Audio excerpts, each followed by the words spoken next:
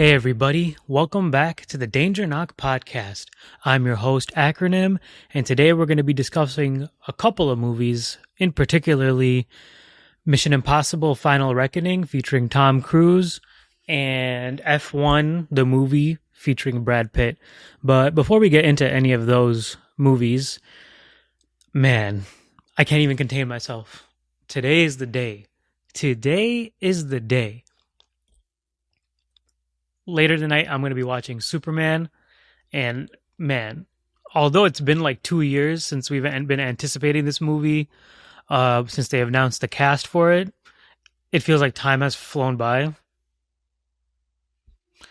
Pun intended or unintended. But I'm like a kid before Christmas, even though I don't celebrate Christmas. I have my outfit laid out on my bed. I was thinking about it last night, and I think this movie is like really pivotal in a lot of comic book media moving forward, considering it's going to be the kind of first stepping stone for the new DCU film wise. And James Gunn's vision for this new DC universe is going to be more akin to like kind of how comics are, which we've kind of seen that with Marvel and to a degree, but I think it's going to kind of negate that superhero fatigue that a lot of people have been having, essentially meaning that people are kind of sick of just superhero slop just getting turned over in theaters. But I think it's going to be a lot of more quality over quantity, and movies that are good enough for the general populace, but also fill that void of the comic book fans' kind of need for certain characters and their iterations to come on the silver screen. So I'm so excited. Even just hearing David Cornsweet talk about how he's approaching his role of Superman and kind of the process he did to get it. He did a great interview with GQ recently discussing his kind of process with the character and how he got to it. And he seems to really understand the kind of core aspect of what makes Superman Superman. And it's more than just like an all-powerful being that just can't be defeated. And that's a quote-unquote boring character, which I can say myself that I used to have that kind of idea of what Superman was, and like he was boring because he could just do whatever he wants. But the aspect of when you could do whatever you want and you choose to do good, what does that mean, and how does that kind of manifest itself? And that is just as much of an inspiration as of hope to like a person with power doing actions for good, as opposed to someone kind of like a Batman per se, who's trying to fight to kind of level the playing field with his surroundings and going from there. So I'm just excited. He even mentioned how he would like want to have interactions with other characters, specifically Bat family characters like Nightwing. And when I heard him say that, I was just like, I used to pray for times like this. It was literally like, I felt elated just by hearing him say the word Nightwing, and I'm like, oh my god, we're in it. This is exactly what comic book fans have been looking for years. The fact that we've never had Nightwing on like in a film, like an actual major motion picture, and the fact that that's going to be coming up in the somewhat near future is just insane. So I'm so excited. I think the whole cast also seems to grasp their characters really well. Like Nicholas Hoult with Lex Luthor, I think he's going to do a great job. Rachel Brosnahan with Lois Lane. Even through the trailers, they have great chemistry, and so I think it's going to be peak. So by the time this comes out, I'm probably already have watched it, because there's no way I'm probably going to edit this that fast. But I'm telling you right now, it's going to be peak. And the word has been coming in from people who have already seen it. And I'm already seeing it like 2 days ahead of when general people are seeing it in like theaters, just because of freaking Jeff Bezos, the real life Lex Luthor. Freaking Amazon had their like premiere screening or whatever. This guy is freaking got me. Anyways, Yeah, I mean, there's not much I can say beyond. I mean, I'm gonna have a whole dedicated podcast just for Superman, probably recorded this week after I've seen it a couple times. But I'm so excited. But you forget F1, forget Mission Impossible. Go watch Superman right now. Don't even watch these movies I'm reviewing right now. Watch them afterwards. Whatever. Who cares? Watch Superman. We needed to freaking like blow away the box office so that we can continue getting movies like that. But yeah, I'm very excited. But one more thing before getting into what's it called, F1 and Mission Impossible. I was suggested a movie the other day, something I probably would never have watched, and it literally like blew me away. So my friend, shout out Cheyenne, recommended to me freaking K-pop Demon Hunters, and I have known nothing about K-pop. I didn't even know if it was technically an anime when I first saw like the stuff about it, and I think I saw like a couple of clips on TikTok, and it was like kind of like cringy or corny, like with the boy bandy stuff, and I was just like, I will not be necessarily partaking. But then she mentioned to me that it was made by the same people who made the Spider Verse movies, like Sony. So the one thing that Sony gets right, Spider Man related, and so I was like, all right, you know what? I'll give it a shot. Lo and behold, this movie is freaking amazing. Like a lot more depth to it than I expected, but even the stuff that was more like cheesy and fun, like it's fun. And I'm not the one to be like averse to fun. Like I love like just movies that are just not made to have like a deeper meaning, like a Godzilla versus King Kong, for example. But this movie did actually have like layers to it, which I really liked. But animation wise, it was amazing. The freaking songs on it were out of control. They were so good. I still have them in my playlist. Like I've added them, and I've just been listening on repeat. Except for that, what was it, Soda Pop song? I didn't like that. But there was like one where it was what's it called? How It's Done. I think that's my favorite. And then the boy band one, what's it called? Your Idol. I was like, bro, they're going hard. Like this would be like charting music probably in the real world. And I don't listen to K-pop, so I don't know how much like there is that overlap with it, or if this is exactly a representation of that. But if that's being the case, I might have to check it out. But that's a really good movie, and it also had a freaking tiger and I thought it was a crow, but apparently it was a magpie, but also a corvid, I guess. A tiger and a magpie like buddy animal friendship thing, and those are my favorite animals, like tigers and corvids, like ravens and crows. So I was just like, this movie was freaking tailor made for me. But it's a really good movie. Like if you've seen it and you're like kind of dismissed it, it's worth checking out. It's an hour and a half. It's fun. It's lighthearted, and it actually has like there were like a lot of people were pointing out the similarities between K-pop Demon Hunters and Sinners. I guess the kind of the juxtaposition between the power of music versus like evil entities. In this case, they're demons and Sinners is vampires, but both using music as a sort of kind of weapon slash protection slash kind of interaction with the beyond and other kind of I don't know if paranormal is the right word, but like mythological figures. So that was really cool. So worth checking out. You should check it out. But now that I got Superman out the way, I mean, I could talk so much about Superman just before even watching it. So I'm just going to save that for when I do the full movie review, but I can't keep it together. Anyways, let's go Mission Impossible first, since that kind of came out a while back. I got the poster in the back. First of all, Tom Cruise, say what you will about his personal life. This dude's actual demon. This guy, not like in that sense, but like he gets after it. Like literally this solely like the savior of Hollywood during COVID time. And there was like a story that went around where a lot of movie productions have shut down during COVID, And when things may have been on the cusp of picking back up, but no studios were kind of willing to take that first step, he kind of pretended like he was already filming his movie, in this case, Top Gun.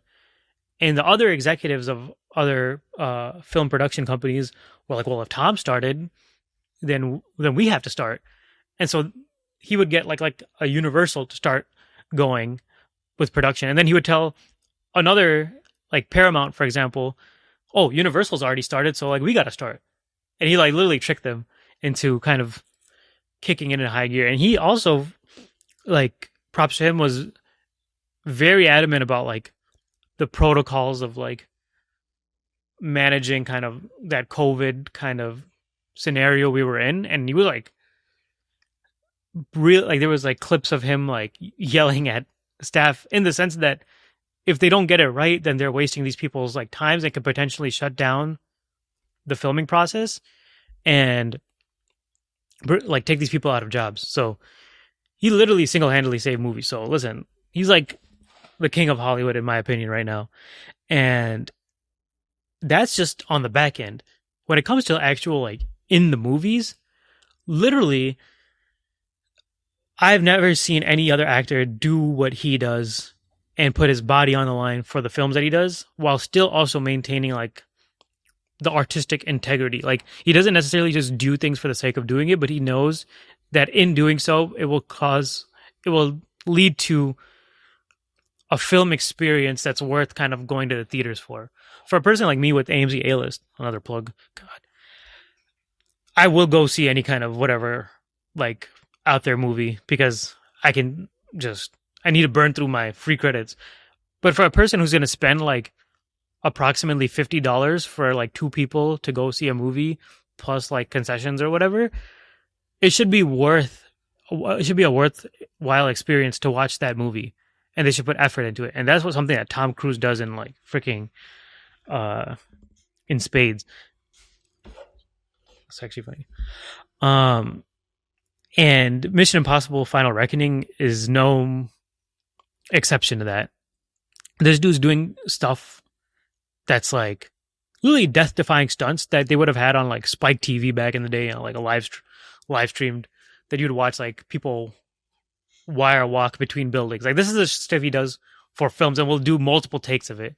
So in this case, like in the last few Mission Impossible movies, he's had like major stunts that kind of the promotion of the movie revolved around. And in this case, it was his kind of, I don't even know if it's like a trapeze act, but his like him hanging off the biplanes, going from one plane to another in the air. Like minimal to, I don't think any CGI in that case. Probably the only CGI would be to remove any small wiring that they had on him to keep him attached to the plane, which when I saw the behind the scenes, it was hard to even see the wiring then. That's how minimal it was. And he's literally like hundreds and hundreds of feet in the sky, just going nuts. And I'm like, this dude's doing this at like 62, 63 years old. I'm like looking at my dad. I'm like, yo, we need to get it together. Although my dad's not a Scientologist, so who knows if that plays a role in just doing crazy stunts into your 60s and being in that good shape. But as far as the movie goes, I would not say that it's the best of the Mission Impossible movies, but it is very gripping in the times that it is kind of the action picks up. Essentially, it's like the first half. This is like the Mission Impossible version of Avengers Endgame. And I think I can probably even do this. I'll try to do this review without as many spoilers, but there will be spoilers ahead. So here's where you should stop if you haven't seen Mission Impossible. But I think since it's supposed to be the final installment, so to say, we'll see if that's actually the case, of the Mission Impossible franchise. It was kind of like an homage to fans in the beginning, which it seems to be the case that a lot of these movies are banking on like a nostalgia factor with like kind of Avengers Endgame, Spider-Man No Way Home,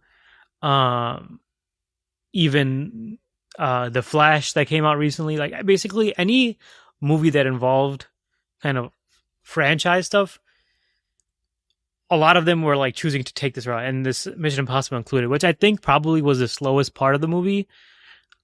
But I guess it did give context to people, since I watched like with my brother who had never seen a single Mission Impossible movie before. It gave context. And then my other friend, Christina, who, God, I feel like Christina's getting a freaking shout out on every podcast that I've done so far, but she watched it for the first time and was awoken to the magic that is Tom Cruise. And I'm like, you literally missed out on like decades of Tom Cruise freaking shenanigans and out of control, like awesome movies. So, but I think it's very kind of helpful or very good to see that like at his age and in the movies that he's creating, he's still inspiring awe and spectacle that not only leads to the benefit of that movie itself, but to go back and look at his other movies. Like personally, my favorite Mission Impossible is Ghost Protocol. And the fact that someone else could see that for the first time based off of how Final Reckoning turned out is like great. It's a lot of like retroactive movie watching, which I think is really good for film in general. But in terms of getting into the nitty gritty of the movie itself, first of all, my man Luther, I think played by Ving Rhames. I knew someone was going to have to get cracked in this movie. I was hoping it wasn't Benji, but I didn't even think, I guess, like, Luther was on the table, but it was just, like, it's just sad to see, like, those, like, I think he was the only character who appeared in every single Mission Impossible with Tom Cruise or Ethan Hunt. But, yeah, it was sad to see him go, but he went out like a G. I feel like they should have more of like kind of, it was kind of like in Avengers Endgame or Avengers where like Infinity War where when a character dies, like there wasn't as much of apart from Tony Stark, there wasn't as like a much of a memoriam to them. But maybe I missed some parts. But I'll have to rewatch Final Reckoning when it comes out. But yeah, I wish like he didn't go out so soon in the movie, but I love his character and his relationship with Ethan Hunt in the movies. But that was like the biggest kind of the first act kind of major plot or like hit that you take. But then beyond that, it was kind of a lot of like exposition and explaining stuff, and it didn't really start to get going until like midway through the second act. Well, I guess basically the second half of the movie. But when it did get going, it got fucking going. Like the whole, like a lot of the marketing kind of centered around the biplane stunt with Tom Cruise between the two planes. But an underrated part of the movie was his whole submarine kind of, or underwater scenes that he did, where he's literally just getting after it by himself, even getting to the point of like no suit under the water, just holding his breath, which I think, I don't know if it's the exact number, but he got to the point where he was able to hold his breath for 7 minutes. That's literally insane for a person like at his age, where this is not his lifelong profession, where he's like, I just got to do this for this movie. Like, that's why we got to give credit to Tom Cruise. Like, beyond just acting, the way he's willing to put his body on the line for film, and his passion for film, and his passion for the fans, and to give them something worth seeing. So the scenes like underwater in the submarine, literally insane. Like the fact that I don't even think the torpedoes that were like falling on him were CGI. Like they were probably not obviously real torpedoes, but real physical items that would bang against and you have to maneuver around, really adds to the added kind of suspense that you have, as opposed to like green screen CGI slop. Not, I hate to say slop because there's like a lot of artists who put like great effort into CGI, and usually when CGI turns out bad, it's less of the VFX artist's fault, more so the studio rushing them or changing things last second. So I do take that back, but that doesn't mean that there hasn't been bad CGI recently. But there's also been good CGI, like Planet of the Apes or Dune, for example, that have come out, where they actually give good time to the VFX artist to create something not only realistic but like has the artistic integrity to hold up within a scene without kind of detracting you from it. But anyways, that's a tangent. But the movie itself, I'd say great Mission Impossible movie. And the fact that it's not even the best of the franchise says less about the quality of Final Reckoning and like of how good it is. It says even more about the quality of the franchise as a whole. Like there's very few franchises that hold kind of that consistency and quality throughout, and in a lot of cases, and in this case, gets better. Like each Mission Impossible movie is bigger and better than the one before in terms of like at least spectacle. Story wise, you can argue because my favorites are Ghost Protocol and Fallout, but Tom Cruise is always trying to go up, like above and beyond. So I don't know what this Scientology shit's all about. I don't know what his personal life's all about. Like the fact, like if he even sees his kids anymore or whatever the hell. Like there was an interview who asked him like how he was gonna spend Father's Day, and he was just like, "I'm going to the movies," and I'm like, "Damn, that's kind of crazy." I don't know. I think his wife or his ex-wife was Nicole Kidman, but I don't know what's going on with that situation or like their interactions or what he's like in his personal life. But strictly movie wise, this guy's the GOAT. But yeah, I'd highly recommend watching them, and you could almost watch them. You could watch them in almost any order, but it does help watching them in order in case you can like build that rapport with certain characters, um, like Rebecca Ferguson in the movies previous. I was sad that she got cracked. I wish she stayed because I mean Haley Atwell kind of replacing her as the quote unquote love interest, which he's be having love interests like in these later movies, but there's not a lot of love, I guess, going on between them. It's more like it's almost platonic to the point where it's like he's not even getting after it like a James Bond would, but which hot take, Ethan Hunt better than freaking James Bond from what I've seen. Like this dude's nuts. And like the feats that he's done and even like the stories, but and I do like some of the James Bond movies and maybe I need to see more of them, but at the current moment I'm putting Ethan Hunt above James Bond. But ultimately the villain of the movie, I mean, I personally am like I have major gripes with AI. Like I hate the artistic application of AI and stuff, I should say, and the kind of removal of human intellect and replacing for like artificial intellect. And so that was kind of the core like enemy in the movie was an AI called the Entity, which in Dead Reckoning, where the Entity was introduced, I feel like it was a lot more daunting, especially because it correlated with an individual who was going to use it. I think his name was Gabriel, was like the main villain of Dead Reckoning, who then reappears for Final Reckoning.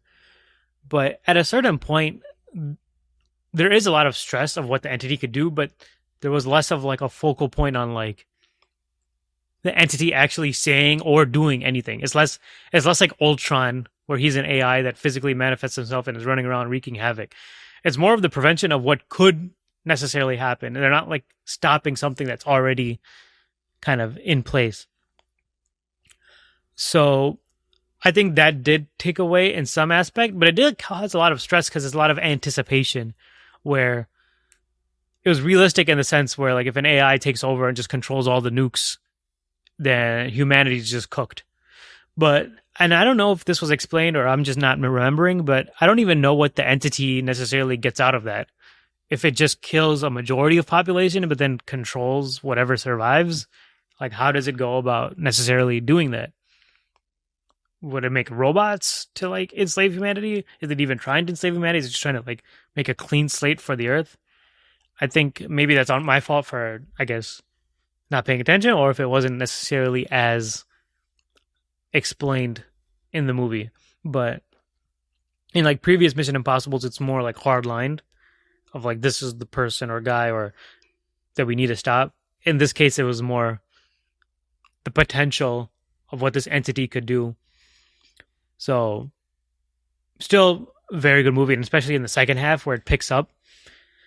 Although it's not as like a lot of individual smaller action scenes as you would probably see in like Fallout, the big set pieces that they had, the major kind of action scenes that the movie revolved around, like the submarine and the biplane scenes, made up for everything. Like unreal. An IMAX movie experience to the fullest, I'd say. So obviously it's too late for people to watch in IMAX, but this is the reason why like people like Tom Cruise need to continue making movies the way they do, because it takes full advantage of the technology that we have today and what we're capable of like filming and capturing and being able to go out and see in a movie, as opposed to just like having a person stand in front of a green screen and doing everything around them. It really translates well on screen. So overall, I think Final Reckoning was a phenomenal movie. Tom Cruise like did his thing. Wasn't the best necessarily in the Mission Impossible franchise. I even like Dead Reckoning, the movie before this, a little bit better. But it's kind of a great culmination of what all those movies represented all into one.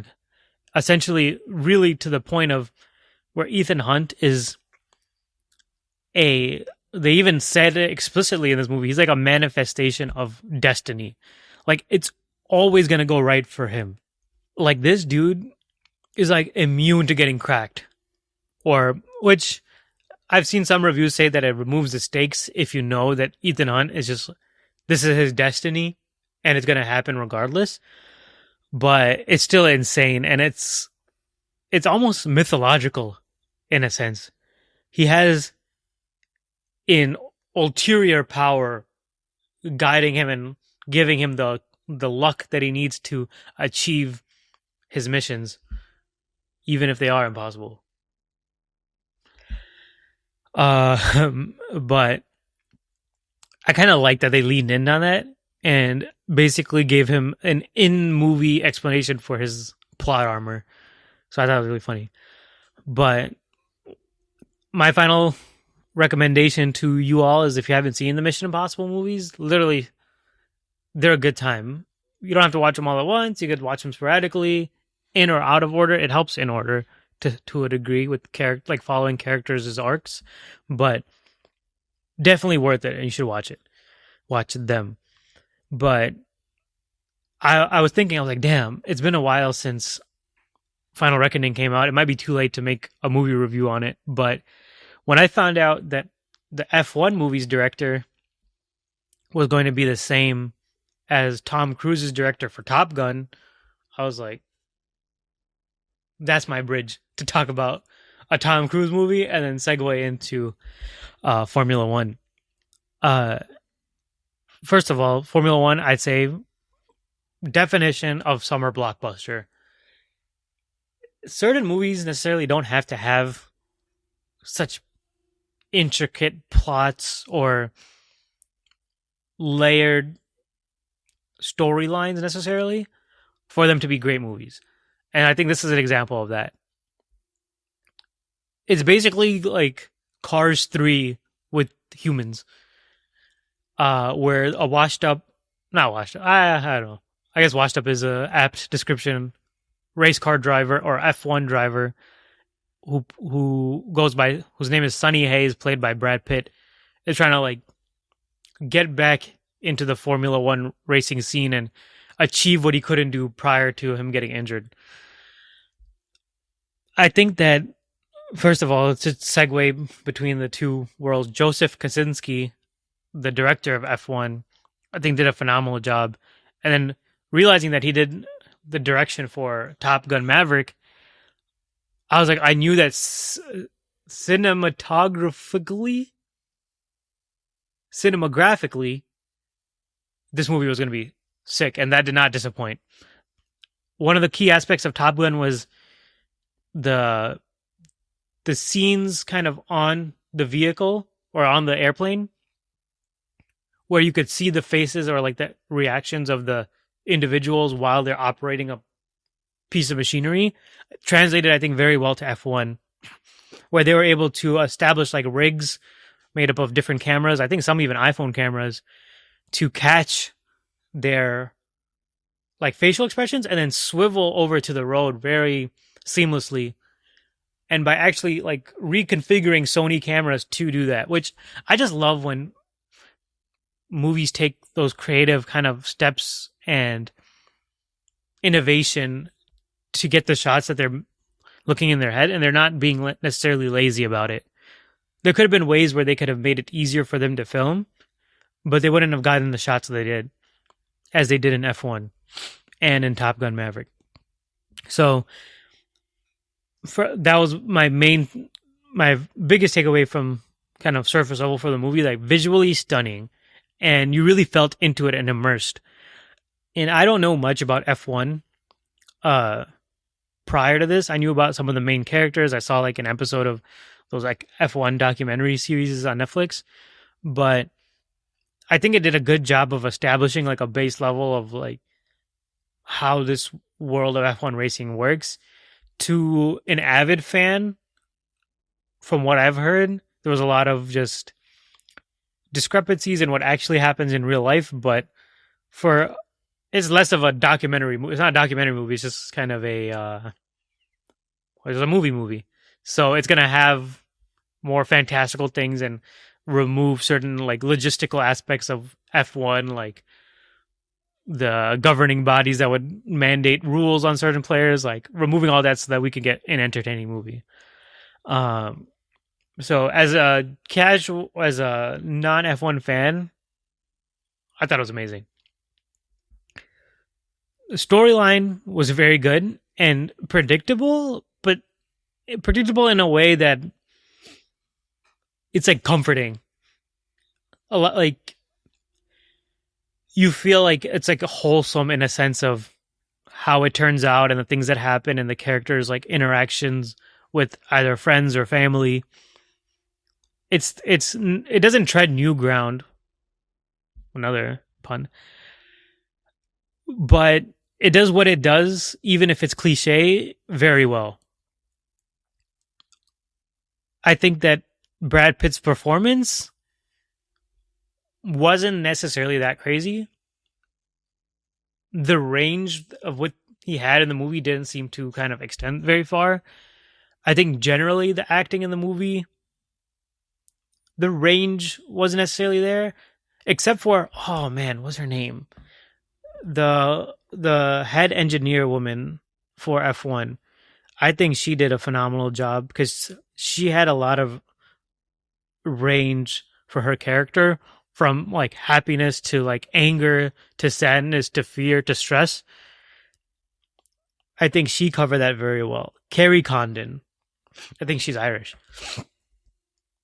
She did a great job. So shout out to her. Damson Idris, very good. I think they could have given him more story-wise. He was more of an observer and a reactionary to Brad Pitt's shenanigans, which I guess since Brad Pitt is the main character, I guess that does make sense. But if there was ever a sequel, I want it to be focused on his character. Joshua Pierce, I believe. Yeah, JP. If there's a sequel, I wanted to focus on him because I feel like he has a lot of potential as like he's a great actor. Some say even rumors wise, potentially could be up for taking the role of Black Panther in light of Chadwick Boseman's passing, which I think he'd be a great actor for that role.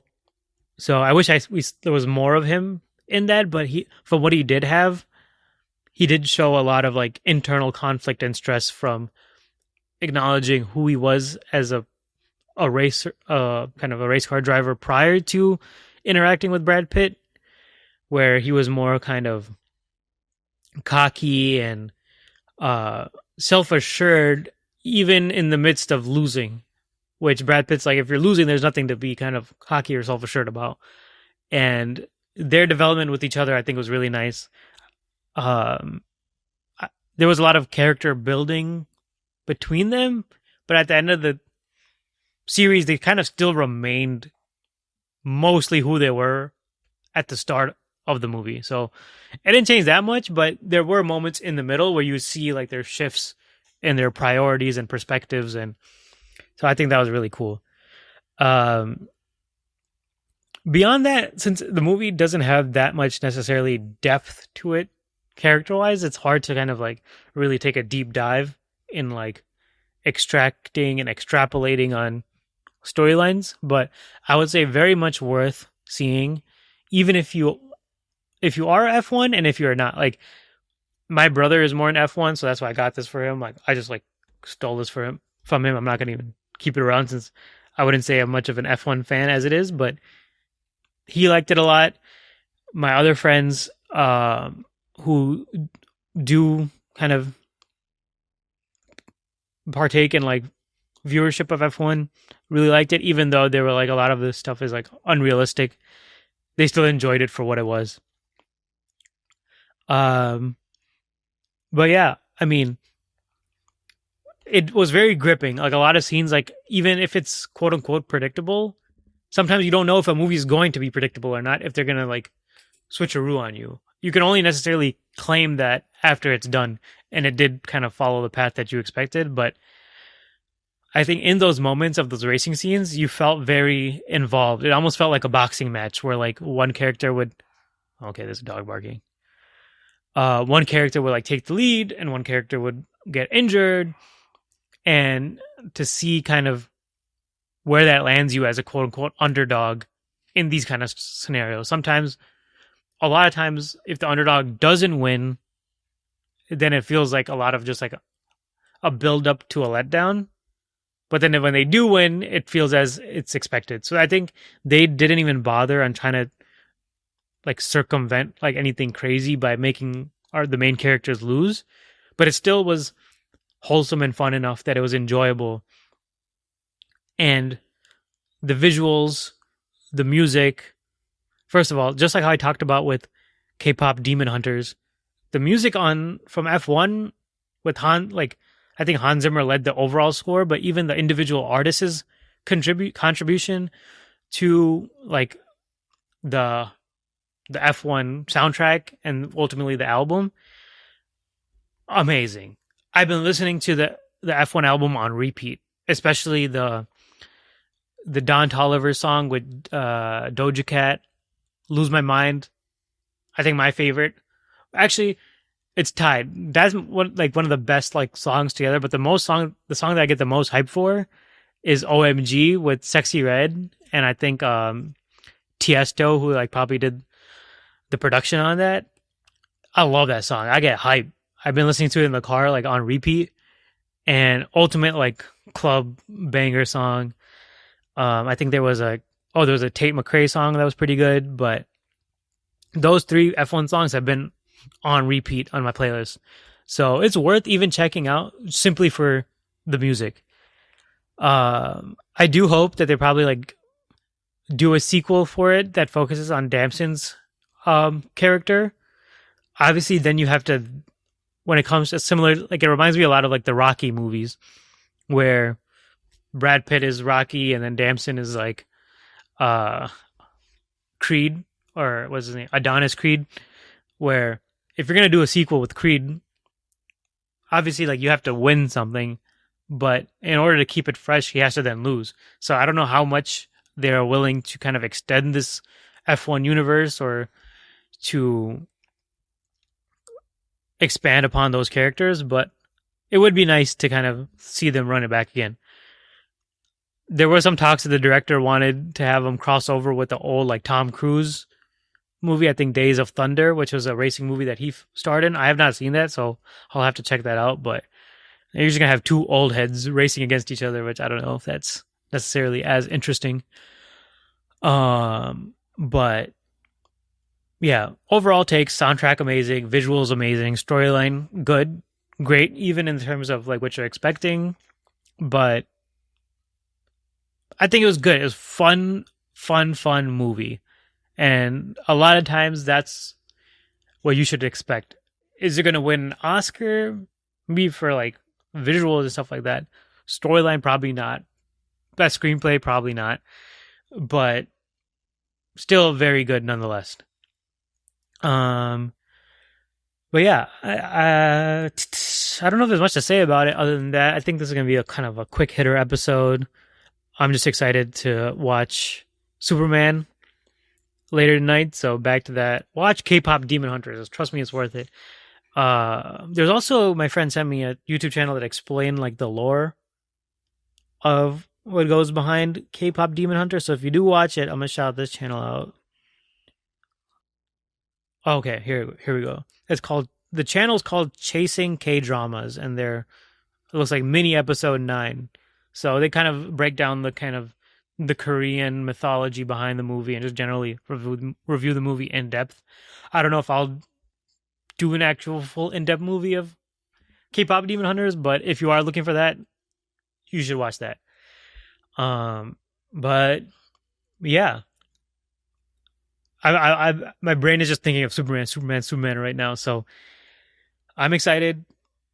At this point, I've probably already seen it. So looking forward to making my Superman review later this week, and hope you guys tune in for that. And go watch it right now because it's out right now, probably when I release this. So go watch it.